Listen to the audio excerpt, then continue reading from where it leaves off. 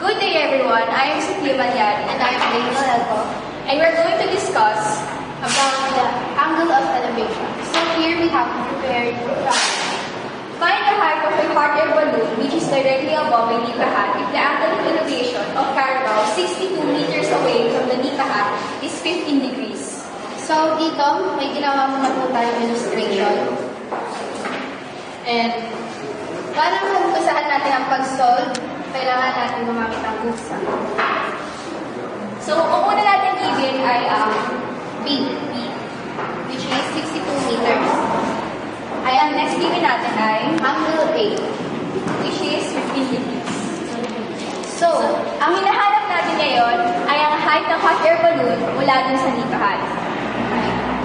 ang height ko ay 8. Paano natin makukuha ang height? Pwede tayo gumamit ng Sokotowa, pero kailangan ay appropriate para makuha natin yung pinaka-exact na value ng height ng height. So, dahil nga ang given ay 15 degrees, ang opposite niya ay given, which is letter A, at ang kanyang B Ang adjacent. ay given, which is 62 meters. So, ang gagamitin po natin ay tangent. Towa, tangent A is equals to A over B. So, ang angle A ay 15 degrees. tan 15 is equals to A over ang B ko ay 62 meters. So, para maiwan ang A, kailangan i-transpose natin ang 62 meters sa tanong ng tangent. 62 tan 15 is equals to 8.